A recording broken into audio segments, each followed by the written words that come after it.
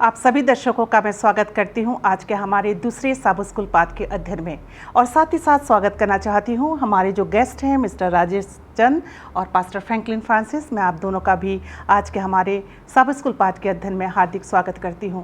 परमेश्वर का धन्यवाद करती हूं, उसने हमें बहुतायत आशीषें दी है, हमें पूरा सप्ताह बचा के रखा, हमें स्वस्थ रखा ताकि हम उसकी स्तुति और आराधना मिलकर कर सकते हैं। हम 2021 के तीसरे तिमास में हैं और इस पूरे तिमास में हम मसीह में विश्राम इस विषय पर चर्चा करेंगे और कर रहे हैं। आज हमारा पार्ट 2 है और इससे पहले कि आज हम अपने चर्चा में आगे बढ़ें, हम अपनी आंखों को बंद करेंगे और दुआ करेंगे पास्टर फ्रैंकलिन के साथ। आइए प्रार्थना करें। स्वर्गीय पिता परमेश्वर, एक बार फिर हम आपके धन्यवादित हैं आज के पवित्र सबत के लिए। धन्यवादित हैं प्रभु आज के सबत स्कूल पाठ के अध्ययन के लिए कि आपने हम सबों को फिर एक मौका दिया है कि हम आज के सबत स्कूल पाठ का अध्ययन कर सकते हैं। प्रभु, हम तीनों अपने आप को आपके हाथ में समर्पित करते हैं। अपने पवित्र आत्मा के द्वारा प्रभु हमारी मदद करें कि जो कुछ भी हम बोलें हम अपनी ओर से नहीं पर आपकी पवित्र आत्मा की ओर से बोलें और आपके पवित्र शास्त्र में जैसा लिखा है प्रभु वैसे ही अपने दर्शकों के साथ साझा करने वाले बन सकें। अपने दर्शकों के लिए भी दुआ करते हैं जो अपने अपने घरों में अलग अलग स्थानों में बैठकर प्रभु आज के सबत स्कूल पाठ को सुनते हैं, और हम सब की मदद करें कि आज के सबत स्कूल पाठ को प्रभु हम पूरी तरीके से समझ सकें। प्रभु, हम सबके पाप और गुनाहों को आप माफ़ करें। प्रभु यीशु मसीह के नाम से मांगते हैं, आमीन। आज हमारा पार्ट 2 है और आज हम जिस विषय पे चर्चा करेंगे उसका शीर्षक है विश्राम करने से इनकार करना। याद वचन के लिए आप मेरे साथ अपनी बाइबल खोल सकते हैं। पहला कुरिन्थियों उसका 10वां अध्याय और उसका 11वां पद, जहाँ इस प्रकार से लिखा है, परंतु ये सब बातें जो उन पर पड़ी दृष्टांत की रीति पर थीं और वे हमारी चेतावनी के लिए जो जगत के अंतिम समय में रहते हैं लिखी गई हैं। प्रिय दर्शकों, भूकंप के बारे में हम सब जानते हैं। बताया जाता है कि जब भूकंप आता है तो कुत्ते और अन्य जानवर अजीब तरीके से व्यवहार करते हैं। 23 अगस्त 2011 को जब यूएस में भूकंप आया था, 5.8 तीव्रता का भूकंप आया था और इस भूकंप के आने से पहले वहाँ के चिड़ियाघर में कुछ जानवरों ने अजीब तरीके का व्यवहार करना शुरू कर दिया था। एक उदाहरण बताया जाता है लेमर्स का। लेमर्स एक ऐसा जानवर है जो बंदर के समान होता है और लेमर्स में मोटी चमड़ी और एक लंबी पूंछ होती है। मेडागास्कर में लेमर्स पेड़ों में रहते हैं। जमीन हिलने से पहले 15 मिनट तक चिड़ियाघर के लेमर्स जोर जोर से रोते रहे। इस सप्ताह हम अजीब मानवीय व्यवहार के कुछ उदाहरणों को देखेंगे। यह व्यवहार भूकंप या अन्य प्राकृतिक आपदाओं के कारण नहीं है, यह व्यवहार पाप के कारण होता है। हमारे आज के पाठ में लोगों ने यीशु की क्षमा में आराम करने से इनकार कर दिया। यीशु हर उस व्यक्ति को क्षमा प्रदान करता है जो विश्वास के साथ उसके पास आते हैं। इसी बात को ध्यान पे रखते हुए आइए हम रविवार के पाठ में चलेंगे, जिसका शीर्षक है मरुभूमि में विश्राम से इनकार करना। इस विषय को ध्यान पे रखते हुए मिस्टर राजेश, आपसे मेरा सवाल है, आप अपने विचारों को हमारे दर्शकों तक पहुंचाइए कि इजरायली लोगों ने किस संदर्भ में विश्राम करने से इनकार कर दिया। धन्यवाद मिसेस एलिस। और जैसा कि आपने भी बताया है कि आज के जो पाठ का शीर्षक है वो है मरुभूमि में विश्राम से इनकार। तो सबसे पहले हम ये जान लेते हैं कि मरुभूमि में किसने विश्राम से इनकार किया और क्यों किया, उसका क्या कारण था। तो इस सवाल का जवाब देने के लिए हम गिनती की किताब उसका 11वां अध्याय और उसका पहले पद से 15 पद तक पढ़ सकते हैं। यहाँ पर हमें इजराइली लोगों की कहानी बताई गई है और उस कहानी का पूरा उल्लेख पूरी गिनती की किताब में हमें मिलता है।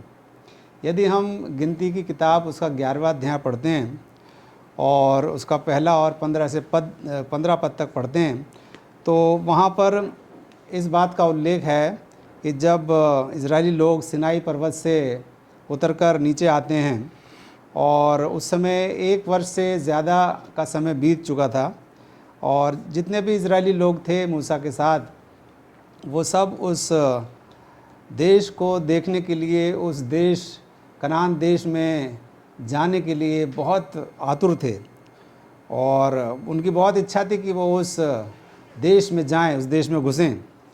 और जबकि वो इस आतुरता में लगे हुए थे, तो हम जानते हैं कि परमेश्वर ने उनके साथ बहुत सारे चमत्कार किए थे और उन सब चमत्कारों को परमेश्वर ने इजरायली लोगों के सामने किया था।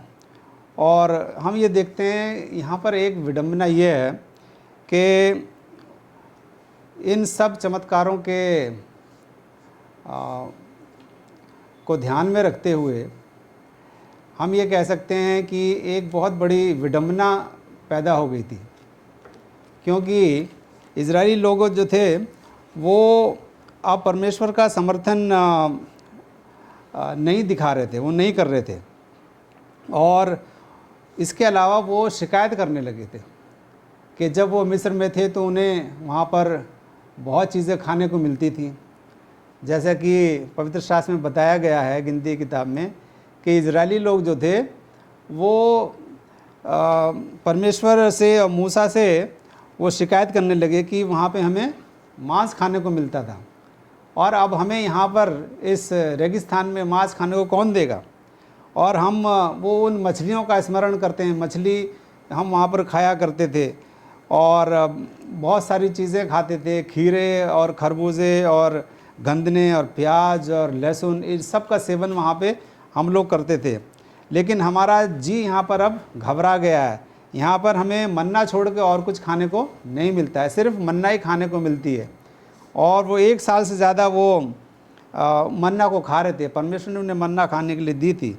तो मन्ना के बारे में मैं थोड़ा सा यहाँ पर बता दूँ कि ये ओस के साथ आसमान से गिरता था रात को, और सुबह उठकर जो इजरायली लोग थे वो इसको इकट्ठा कर लेते थे और इकट्ठा करके फिर इसको वो ओखली में कूटते थे और उसका आटा की तरह बनाते थे और फिर उसके फुलके बनाते थे और फिर उसको खाते थे।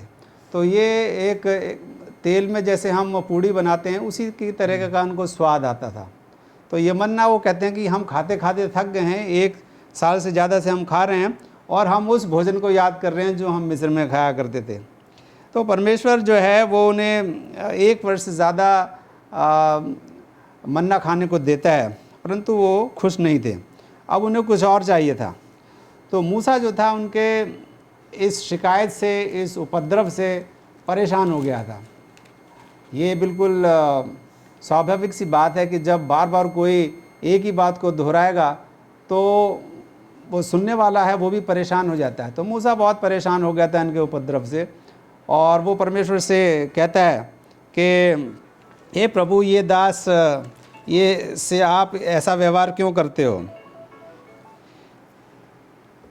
इस प्रकार का व्यवहार क्यों करते हो। बेशक परमेश्वर जो है वो हमारी जो ज़रूरतें हैं, हमारी जो आवश्यकताएं हैं उनको जानता है, भली बात ही जानता है। और वो ये भी जानता है कि हम कब दुखी होते हैं और कब हम खुश होते हैं, सब कुछ परमेश्वर जानता है।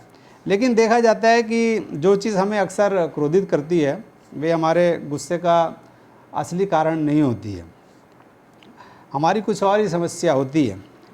और इज़राइल अपने जीवन में परमेश्वर के नेतृत्व से लड़ता है। तो यहाँ पर हम एक बहुत ही अजीब बात देखते हैं कि परमेश्वर ने इजरायली लोगों को मिस्र से निकाल कर कितने उनके सामने चमत्कार किए, उनके साथ रहा, उन्हें खाने के लिए दिया। इतना सब कुछ होने के बाद भी जो इजरायली लोग थे वो खुश नहीं थे, वो शिकायत करते हैं और परमेश्वर के नेतृत्व के खिलाफ जो है वो लड़ाई करना चाहते हैं। तो ये बात जो है बहुत ही गंभीर है और कभी कभी हम भी इस समस्या में पड़ जाते हैं। तो इससे हमें बहुत सावधान रहने की ज़रूरत है कि हम परमेश्वर के नेतृत्व का कभी भी विरोध ना करें। यदि हम परमेश्वर के नेतृत्व का विरोध करते हैं इसका मतलब है कि हम उसकी आज्ञाओं का पालन नहीं करते, हम उसके ऊपर विश्वास नहीं करते, हम उसके विश्राम में जो है वो हमारा विश्वास नहीं है। धन्यवाद देना चाहती हूँ मिस्टर राजेश आपके अच्छे विचारों के लिए। आइए हम सोमवार के पाठ पे चलेंगे और सोमवार के पाठ का शीर्षक है जब पाप बीमारी के समान फैलता है। जब पाप बीमारी के समान फैलता है, इस हेडिंग को, इस शीर्षक को ध्यान पे रखते हुए आइए हम पास्टर फ्रैंकलिन के पास चलते हैं। पास्टर फ्रैंकलिन, मरियम और हारून किस बात को लेकर परेशान या फिर दुखी थे? बड़ा ही अच्छा प्रश्न है। और कि मरियम और हारून जो कि मूसा के भाई बहन और भाई हैं, ये क्यों परेशान हैं या क्यों जो है वो दुखी हैं। और इसके लिए जो है हम गिनती उसका 12वां अध्याय उसकी 1 आयत से लेकर अगर 3 आयत तक अगर हम पढ़ेंगे तो यहाँ पर हम देखते हैं कि वो बात हमारे सामने आ जाती है कि मरियम और हारून जो है वो किस बात को लेकर जो है वो परेशान है। कुछ ऐसे जो धर्म के ज्ञानी हैं, जो बुद्धिजीवी लोग हैं, जो कि बाइबल का ज्ञान रखते हैं, जब वो गिनती के 12वें अध्याय को पढ़ते हैं, उसके पहली आयत से लेकर 3 आयत तक, तो उनको ऐसा प्रतीत होता है कि मरियम और हारून जो है वो इस बात से परेशान और दुखी है क्योंकि मूसा ने जो है एक मिद्यानी स्त्री से जो है वो विवाह की, जिसका नाम जो है वो जिपोरा था। पर हम देखते हैं कि जब हम बाइबल को पढ़ें तो बाइबल इसके बारे में ऐसा कुछ नहीं बताती है कि मरियम और हारून का गुस्सा होना या क्रोधित होना या परेशान होने का जो है ये कारण नहीं था, क्योंकि मूसा ने जो है एक मिद्यानी स्त्री से जो है वो विवाह किया था। हम यहाँ पर देखते हैं कि मूसा, हारून और मरियम तीनों जो है वो इज़राइलियों के साथ जो है वो आगे आगे चला करते थे।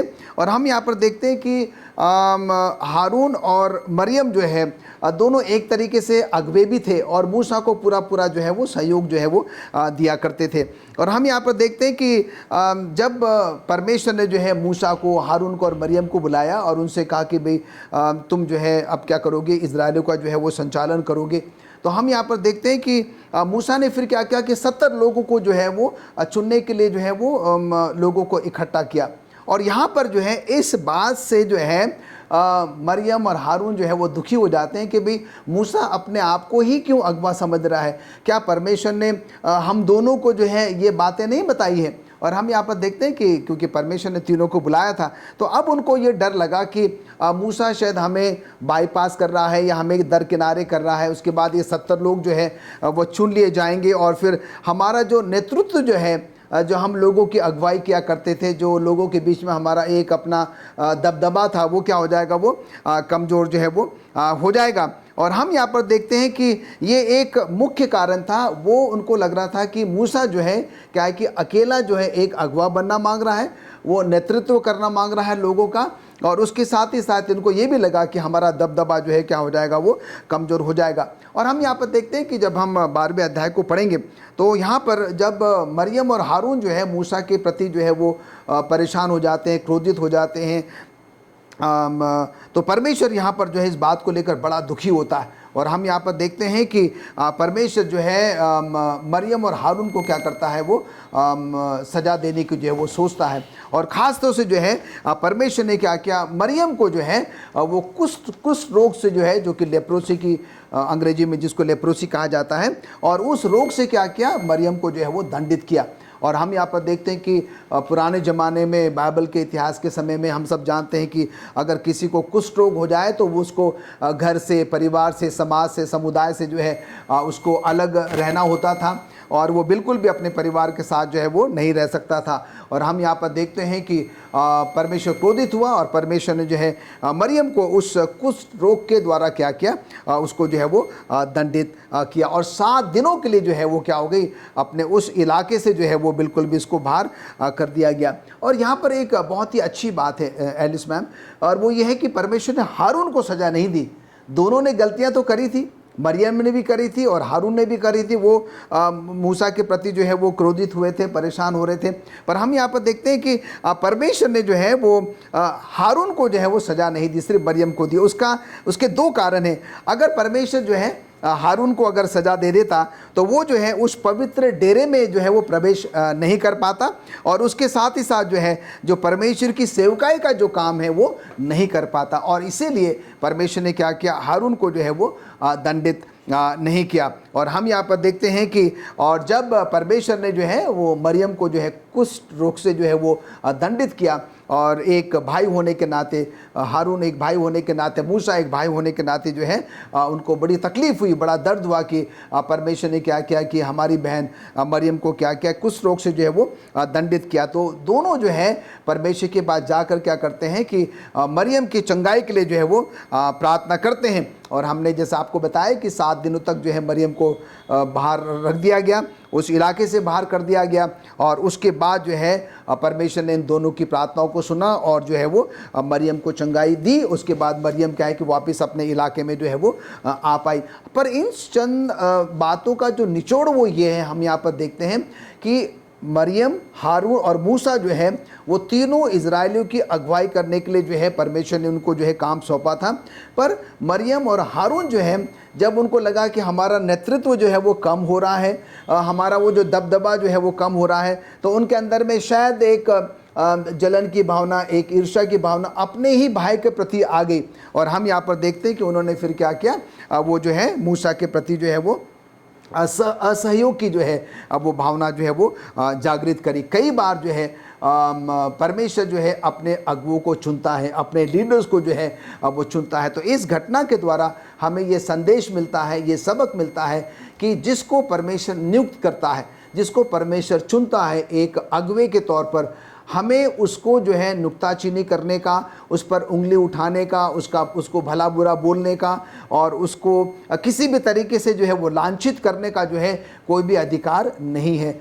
यहाँ तक कि कई बार हमें दिखता भी है कि चलो भाई ये हमारा अगवा जो है, हमारा ये जो लीडर है ये कुछ गलत काम कर रहा है, इनके अंदर में बहुत सारी कुछ ऐसी कमियां हैं। उसके बावजूद भी जो है हमें ये अधिकार नहीं दिया गया कि हम के प्रति क्या करें, विद्रोह करें, उनके प्रति कोई लांछन जो है लगाए।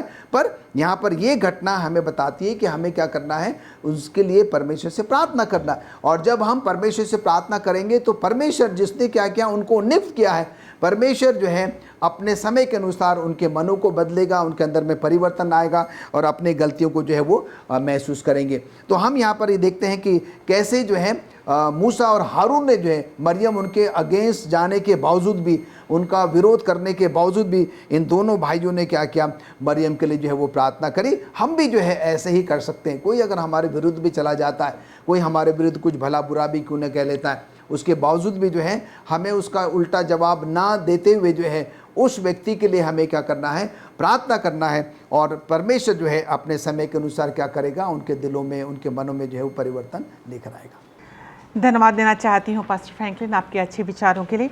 और आइए हम मंगलवार के पाठ पे चलेंगे और मंगलवार के पाठ का शीर्षक है परमेश्वर के विरुद्ध बलवा करना।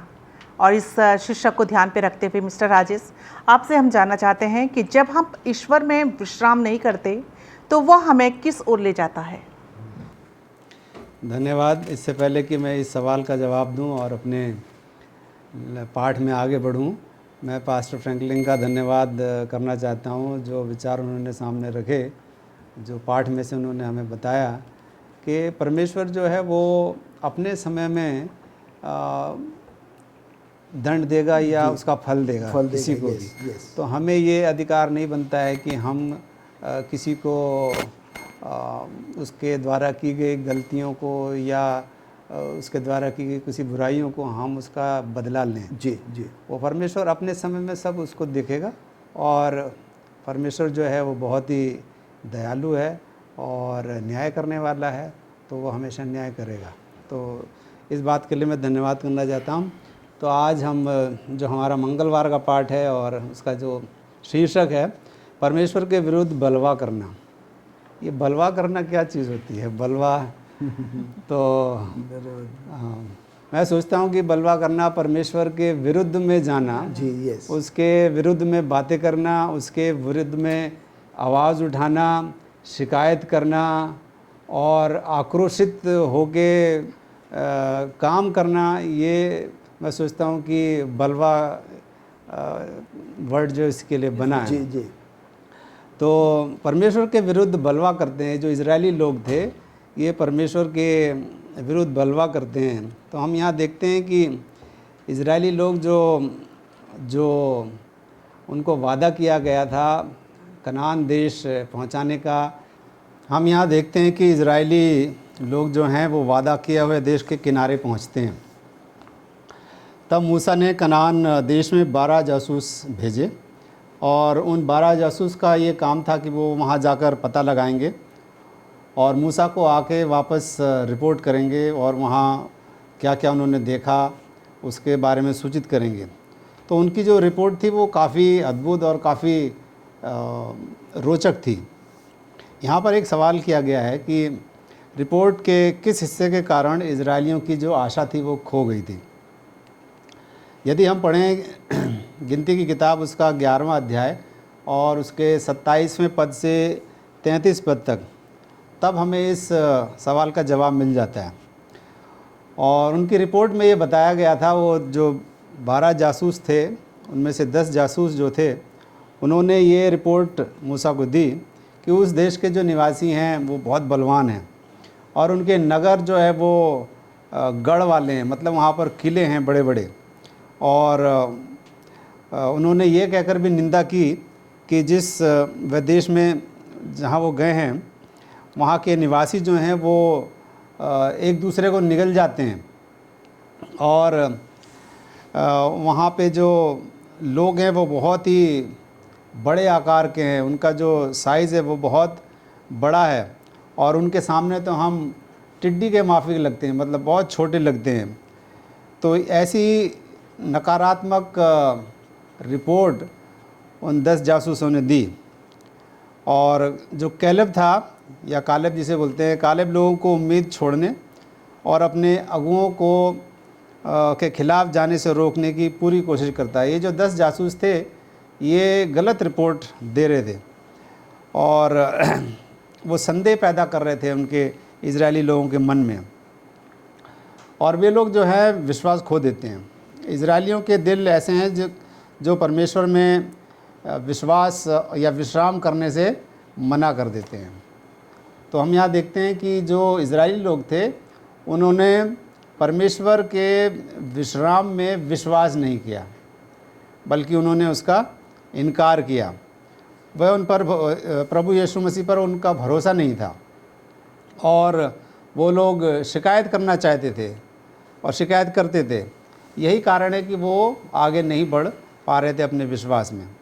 तो हमें ये जान लेना चाहिए कि जब हम ईश्वर में विश्राम नहीं करते हैं तो हम विश्वास को भी बहाल नहीं कर सकते हैं। हमारा विश्वास जो है वो भी आगे नहीं बढ़ता है यदि हम परमेश्वर में विश्राम नहीं करते हैं या उसमें उसकी बातों में रेस्ट नहीं करते हैं या उसकी जो प्रॉमिसेस हैं उन पर विश्वास नहीं करते हैं, तो हमारा विश्वास जो है वो आगे नहीं बढ़ता है और हमें आखिर में उससे कुछ हासिल नहीं होता है, हमें सिर्फ दुख ही हासिल होता है। यदि हम वैज्ञानिक दृष्टि से भी देखें तो यदि हम पूर्ण विश्राम नहीं लेते हैं या हम अच्छे से सोते नहीं हैं या हमारा जो दिमाग है वो कहीं अलग ही दिशा में घूमता रहता है, बहुत सोचते रहते हैं और सोते नहीं हैं, तो हमारी जो सोचने की शक्ति है वो कम हो जाती है, क्षीण हो जाती है और अक्सर इसी में हम गलत चुनाव भी कर लेते हैं। तो हमें पूर्ण रूप से विश्राम लेना चाहिए। और यदि हम गिनती किताब उसका 14वां अध्याय और उसके 9 पद को पढ़ते हैं तो वहाँ पर लिखा है कि कैलेब ने लोगों को चेतावनी भी दी। उसने कहा कि तुम यहोवा के विरुद्ध बलवा ना करो। उसने इजरायली लोगों को चेतावनी दी, लेकिन फिर भी वो लोग जो थे माने नहीं, उन्होंने ध्यान नहीं दिया। और यहाँ तक कि वो जो उनके अगुए थे, जो कैलेब और जोशुआ या कालेब और जोशुआ को हिंदी में क्या बोलते हैं, यहोशू को पत्थर मारने के लिए वो तैयार हो गए थे। ऐसा गलत फैसला वो करते हैं।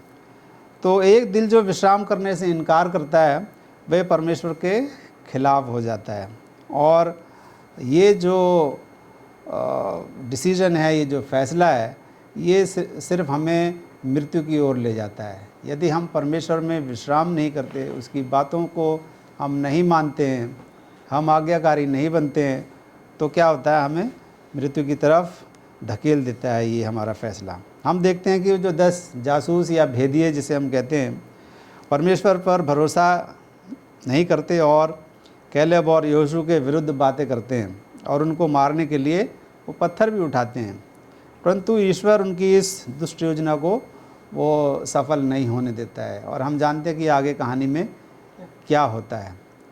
तो यही इस पाठ से हमें शिक्षा मिलती है कि हमें परमेश्वर की जो बातें हैं उन पर विश्वास करना चाहिए। जब परमेश्वर ने प्रतिज्ञा करी थी, जब उसने वादा किया था अपने लोगों से, इजरायली लोगों से, कि मैं तुम्हें उस कनान देश ले जाऊंगा जहाँ पर दूध और मधु की नदियाँ बहती हैं, तो उनको विश्वास करके चलना चाहिए था। लेकिन उन्होंने उस पर, परमेश्वर की आज्ञाओं पर, उसकी बातों पर विश्वास नहीं किया। तो ये बहुत दुर्भाग्यपूर्ण बात है। परमेश्वर ने तो अपने लोगों को निकालने की बहुत कोशिश करी थी, मूसा को लगाया था और मूसा ने बहुत कोशिश करी थी, लेकिन उसमें वो सफल नहीं हुआ। धन्यवाद देना चाहती हूँ मिस्टर राजेश आपके अच्छे विचारों के लिए। और आइए हम बुधवार के पाठ पे चलेंगे, और बुधवार के पाठ का शीर्षक है कोई जो पापियों और परमेश्वर के बीच में खड़ा होता है। इस बात को ध्यान पे रखते हुए, इस शीर्षक को ध्यान पे रखते हुए आइए हम पास्टर फ्रैंकलिन के पास चलेंगे। पास्टर फ्रैंकलिन, पाप दुख का कारण क्यों बनता है? आप अपने विचारों को हमारे दर्शकों तक पहुंचाइए। बड़ा ही अच्छा प्रश्न है मिसेस एलिस आपका कि पाप दुख का कारण जो है वो क्यों बनता है। अगर हम इसको थोड़े सा गहनता से अगर हम सोच विचार करें तो हम यहाँ पर देखते हैं कि पाप की जो शुरुआत है वो बहुत ही छोटे गलती से होती है, गलत काम से होती है। पाप की शुरुआत कभी भी कोई एक बड़े गलत काम से जो है वो नहीं होती है। और यहाँ पर हम देखते हैं कि अगर हम गिनती उसके 14वें अध्याय को अगर हम पढ़ेंगे, बहुत सारी बातें जो है मिस्टर राजेश चंद ने जो है हमारी बात साथ जो है वो साझा कर ली है। और हम यहाँ पर देखते हैं कि बार बार हम ये बातों पर गौर कर रहे हैं कि जो इजरायली लोग हैं परमेश्वर के उस अनुग्रह को, उस उपकार को, उस दया को, उसके उन आश्रयक्रमों को जो है वो भूल जाते हैं, नज़रअंदाज कर लेते हैं, और बार बार जो है वो छोटी छोटी चीज़ों को लेकर क्या करते हैं, कुड़कुड़ाने लगते हैं, बलवा करने लगते हैं, परमेश्वर का विद्रोह करने लगते हैं।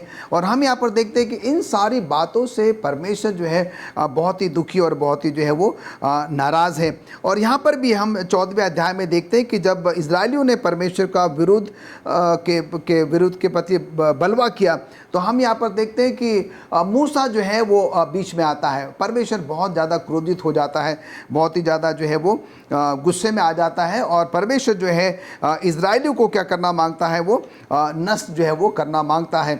और हम यहाँ पर देखते हैं कि जब ये बात मूसा तक पहुँचती है तो मूसा जो है इजरायलियों के बदले में खुदा से क्या करता है, परमेश्वर से जो है वो विनती करता है। वो कहता है कि प्रभु तू तो बहुत ही दयालु है, तू बहुत अनुग्रहकारी है, और तूने जो है इन लोगों को मिस्र की गुलामी से जो है, उस दासवता से जो है वो बाहर निकाल कर तू उस प्रतिज्ञा वाले देश में तू इनको जो है वो लेकर जा रहा है, जो तूने इनके बाप दादाओं को, इनके पुरखाओं को तूने क्या किया था, प्रतिज्ञा जो है वो तूने किया था। और हम यहाँ पर देखते हैं कि वो ये भी कहता है कि प्रभु तू तो इनके साथ साक्षात रूप में साथ साथ रहता है।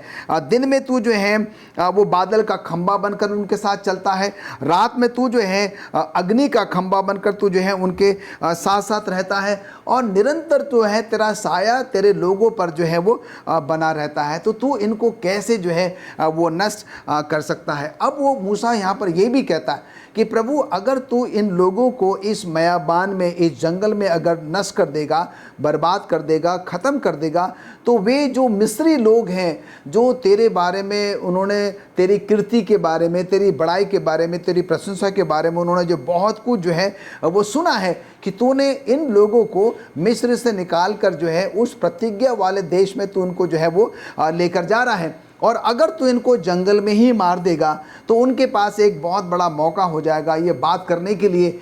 ये होगा कि क्योंकि जो है परमेश्वर जो है अपने इन लोगों को जो है वो उस केनान देश में जो है उस प्रतिज्ञा वाले देश में जिसको कि उसने पूर्वजों को, अपने बाप दादों को जो है, उनके बाप दादों को प्रतिज्ञा किया था और वो उनको वहाँ तक लेकर नहीं जा पा रहा है करके उसने क्या किया, इन सब लोगों को इस मध्य के में जो है जंगल में, मयाबान में क्या कर दिया है, वो मार दिया है। तो वो कहता है कि प्रभु इन मिस्रियों के सामने, अन्य जातियों के सामने तेरा जो है, तेरी कीर्ति, तेरा नाम जो है वो क्या हो जाएगा, जो है वो खराब हो जाएगा। और मैं जानता हूँ कि तू तो बहुत ही दयालु है, बहुत ही अनुग्रहकारी है और तू दयावंत प्रभु परमेश्वर है और तू क्या कर दे, इनको तू जो है वो क्षमा कर दे। तो हम यहाँ पर देखते हैं कि मूसा के बार बार जो है वो विनती करने के कारण, प्रार्थना करने के कारण, अपने लोगों के बदले में जो है एक बिचौलिए का काम जो है वो करने के कारण, और तो हम देखते हैं कि परमेश्वर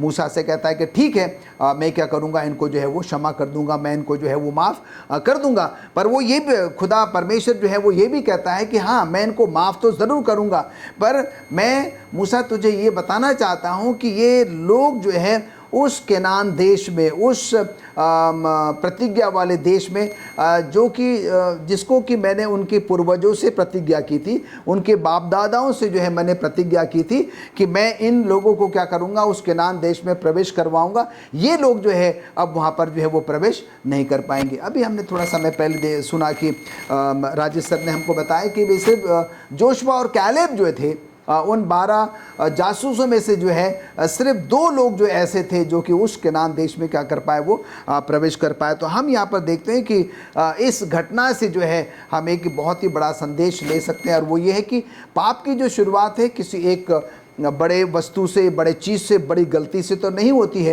पर पाप की शुरुआत जो है वो छोटी छोटी बातों को लेकर होती है, छोटी छोटी गलतियों को लेकर जो है वो होती है, फिर वो धीरे धीरे जो है वो बढ़ता और एक बार बहुत बड़ा हो जाता है। और वही चीज़ हमने क्या किया, इन इजराइलियों में देखी, और हम देखते हैं कि छोटी छोटी बातों को लेकर ये कुड़कुड़ाते रहे, मरमर करते रहे, परमेश्वर के विरुद्ध बोलते रहे, बलवा करते रहे।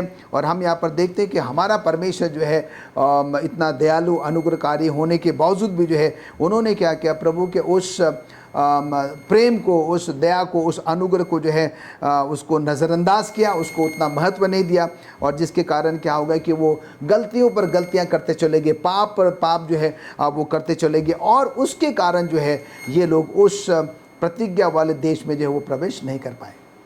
धन्यवाद देना चाहती हूँ पास्टर फ्रैंकलिन आपके अच्छे विचारों के लिए। आइए हम बृहस्पतिवार की पाठ पे चलेंगे, और जिसका शीर्षक है वास्तविक विश्वास या झूठा विश्वास। इस बात को ध्यान पे रखते हुए हम मिस्टर राजेश चंद के पास चलेंगे। मिस्टर राजेश, वास्तविक विश्वास या झूठा विश्वास क्या है और हमें इससे क्यों सावधान रहना चाहिए? जी धन्यवाद। वास्तविक विश्वास और झूठा विश्वास, ये बहुत ही इंटरेस्टिंग टॉपिक लगा मुझे। वास्तविक विश्वास और झूठा विश्वास। तो वास्तविक विश्वास क्या होता है और झूठा विश्वास क्या होता है?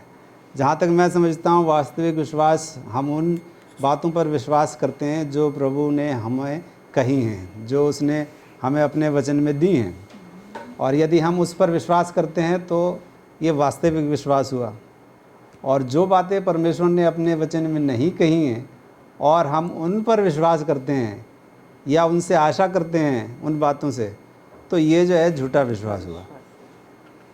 तो इजरायली लोगों ने भी कुछ ऐसा ही किया, और इसके लिए हम पहला कुरिन्थियों उसका 10वां अध्याय और 1 से 11 तक हम इसको पढ़ सकते हैं। हम जानते हैं कि इजरायली लोग उस प्रतिज्ञा किए हुए देश में पहुंचने के लिए उस मरुभूमि में, उस रेगिस्तान में, उस बयाबान में, जंगल में वो 40 साल तक चलते रहे या भटकते रहे। परंतु आज की जो मरुभूमि है वो एक शब्द चित्र है जो ये दर्शाता है कि यदि हम परमेश्वर में विश्राम नहीं करते हैं तो हमारे वर्तमान जीवन कितने खाली हो सकते हैं। यदि हम परमेश्वर के द्वारा बोले गए वचनों को नहीं मानते हैं और उनमें विश्राम या विश्वास उनमें नहीं करते हैं तो हमारे जीवन बहुत खाली हो सकते हैं। हम भी उस मरुभूमि में भटकते हुए इजरायली लोगों की तरह बन जाते हैं, उन्हीं के समान हैं, क्योंकि हम भी जब परमेश्वर पर भरोसा नहीं करते हैं या इनकार कर देते हैं उसकी बातों पर, तो हम फिर शांति की खोज करते हैं और फिर हम अक्सर गलत जगहों पर हम चले जाते हैं। तो हमें ये ध्यान देना है कि हम परमेश्वर के द्वारा दी गई आज्ञाओं को मानते हैं, और जो परमेश्वर ने हमसे नहीं कहा है हम उन बातों की अपेक्षा ना करें, क्योंकि वो एक झूठा विश्वास हो जाता है।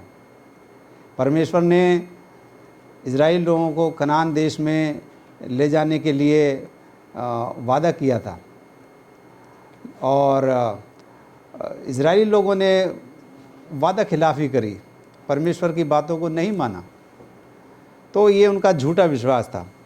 गिनती अगर हम 14 अध्याय और 39 से 45 पद तक हम पढ़ें तो वहाँ पर इस प्रकार लिखा है कि जब परमेश्वर न्याय करता है तो इज़राइली किस प्रकार से व्यवहार करते हैं। वे कहते हैं कि हमने पाप किया है, परंतु अब हम तैयार हैं। हम जानते हैं कि इज़राइली लोग जो थे वो बिना मूसा के और बिना जो उनकी जो क्या कहना चाहिए उसको आर्क जो था, जो उसमें वाचा जो रखी गई थी, संदूक, और उस बिना उसको लिए वो पहाड़ पर जाते हैं उनसे लड़ाई करने के लिए, कनान देश के जो लोग थे।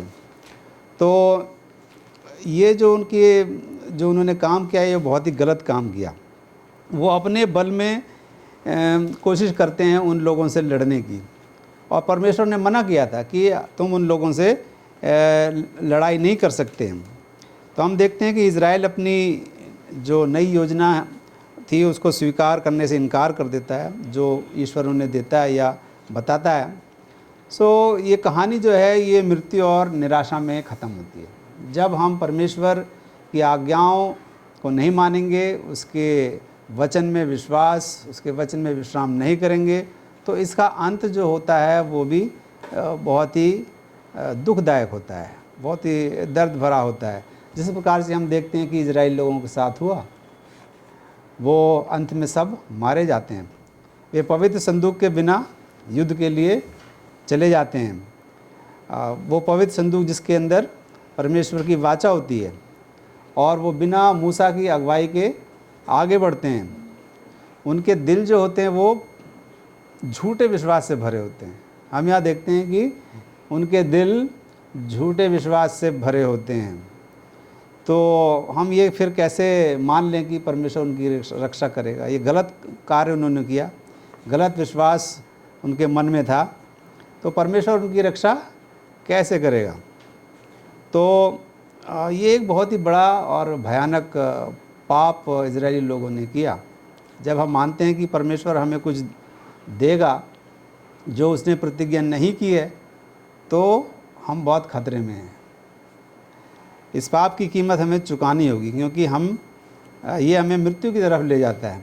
हमें परमेश्वर पर भरोसा करना चाहिए और उसकी अगुवाई की प्रतीक्षा करनी चाहिए। बिना परमेश्वर की अगुवाई की प्रतीक्षा करे जब हम आगे बढ़ेंगे, तो फिर हमें जो परमेश्वर की जो मदद है वो नहीं मिलेगी।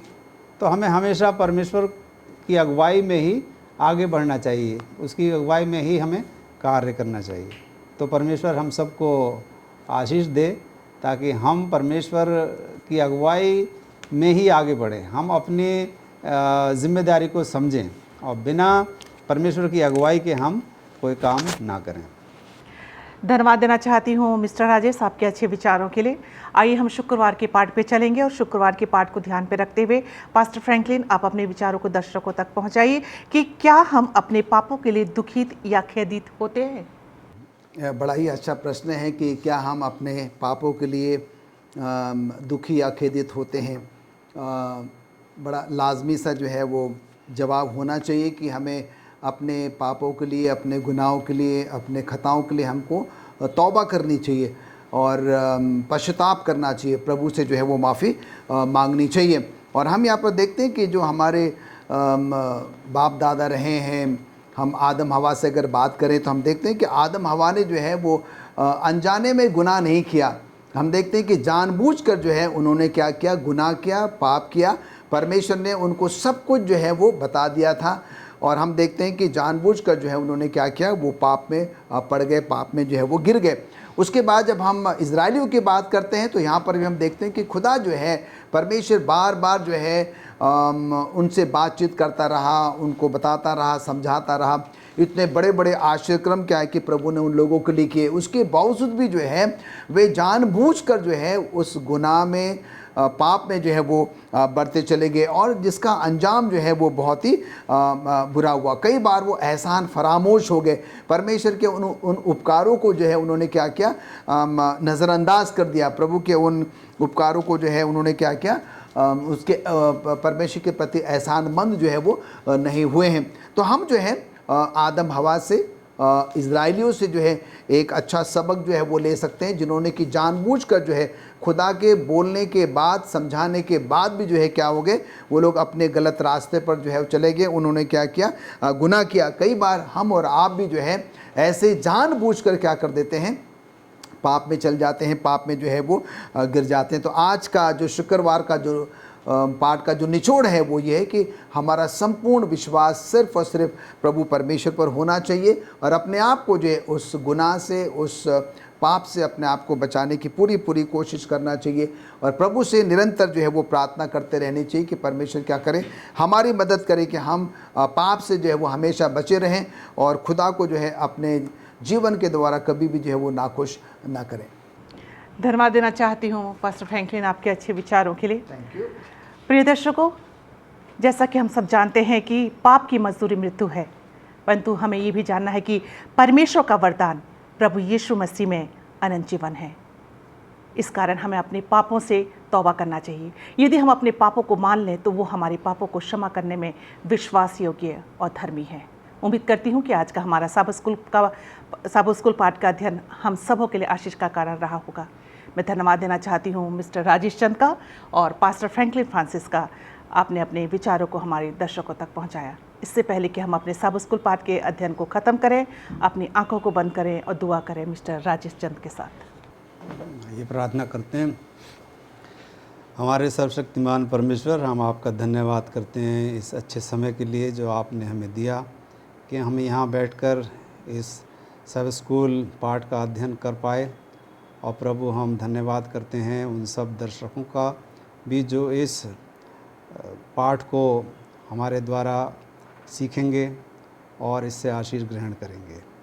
प्रभु, हम जानते हैं कि हम भी कभी कभी इन इज़राइल लोगों के समान हो जाते हैं। हम आपकी आज्ञाओं का पालन नहीं करते हैं, हम आप में विश्राम नहीं करते हैं, और हमारा विश्वास जो है वो कभी कभी उन्हीं के प्रकार हो जाता है, झूठा विश्वास हमारे अंदर आ जाता है।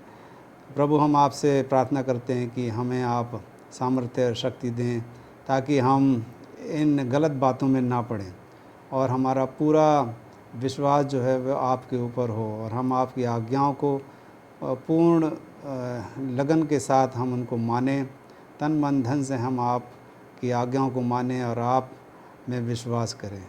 प्रभु, आप हमें ये सामर्थ्य और शक्ति दे ताकि हम आपके इस महान कार्य को आगे बढ़ा सकें और इसे पूर्ण कर सकें, ताकि जब आप आसमान के बादलों पर आएंगे तो आपके द्वारा हम उन घरों में ले जाए जाएं जहां आप हमारे लिए बनाने गए हैं। प्रभु, हम अपनी सारी गुनाहों को आपके सामने रखते हैं, हमारे सारे गुनाहों को, हमारी गलतियों को आप क्षमा करें। प्रभु यीशु मसीह के नाम से मांगते हैं, दया से सुने और ग्रहण करें। आमीन।